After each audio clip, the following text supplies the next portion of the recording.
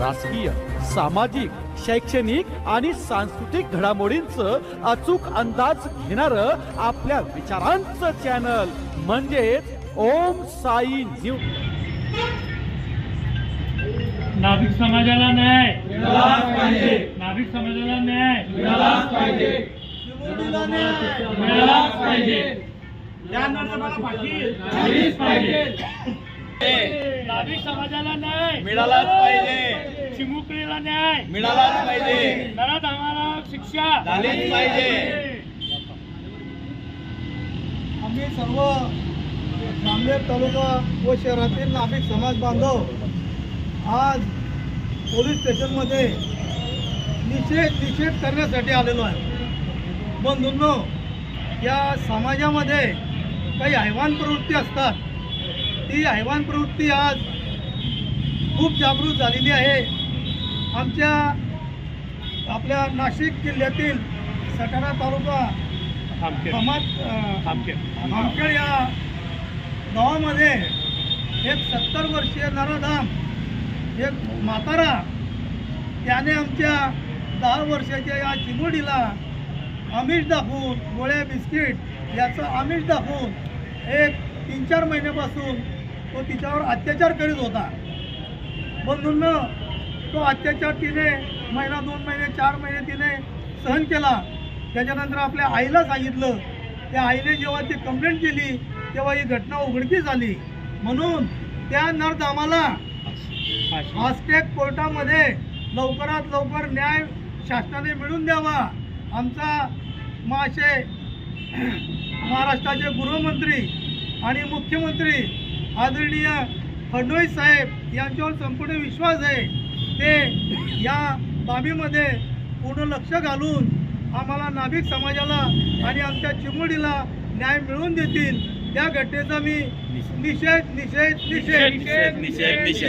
त्याचप्रमाणे मी जिल्हा कार्याध्यक्ष चंद्रकांत शिंदे या नात्यानं सर्व माझ्या ज्या महाराष्ट्रातील व जिल्ह्यातील सर्व ज्या महाराष्ट्र नाभिक अंतर्गत संघटना असतील त्यांनी सुद्धा जिल्ह्यात हा निषेध करावा अशी मी त्यांना विनंती करतो आणि समाजाला आणि चिमुरडीला न्याय मिळावा अशी मी आमच्या मुख्यमंत्री साहेब आणि पोलीस खात्याला विनंती करतो। त्याचप्रमाणे हेच निवेदन आम्ही आमच्या महाराष्ट्र राज्याचे जलसंपदा मंत्री आदरणीय गिरीशभाऊ महाजन यांनाही थोड्या दिवसात देणार आहोत आणि त्यांनाही विनंती करणार आहोत की भाऊ, या प्रवृत्तीचा आपण बंदोबस्त करावा व मुख्यमंत्र्यांना सांगून आपण आम्हाला समाजाला व चिमुरडीला न्याय द्यावा हीच आपणास विनंती करतो। जय संत सेना, जय महाराष्ट्र। निषेध निषेध निषेध चिमुकलीला न्याय मिळालाच पाहिजे। चिमुकलीला न्याय मिळालाच पाहिजे।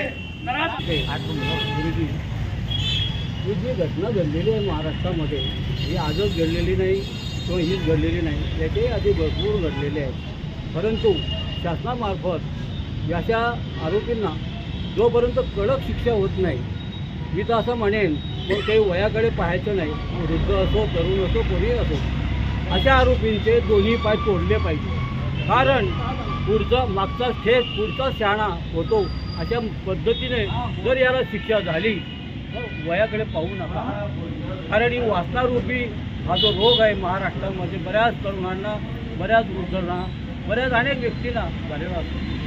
तरी मग त्याने केलेली ही जे गुन्हास्पद क्रिया आहे त्यामुळे याला शिक्षा जर अशी झाली, दोन्ही पाय जर त्यांचे तोडले तर समोरच्या माणसाला त्याची दहशत निर्माण होईल आणि जोपर्यंत दहशत निर्माण होत नाही तोपर्यंत या घटना घडत राहणार।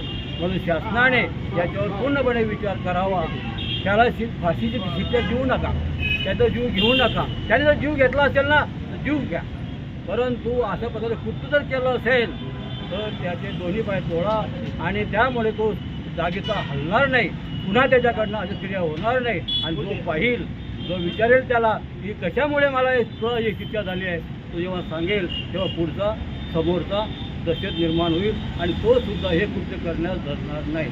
आणि म्हणून माझं शासनाला सांगण्याचं नम्र विनंती आहे की अशा जेव्हा जेव्हा घटना घडतील तेव्हा तेव्हा त्या माणसाचं, त्या मुलाचं जो करेल तो त्यांना अशी शिक्षा द्यावी एवढंच माझं म्हणणं आहे.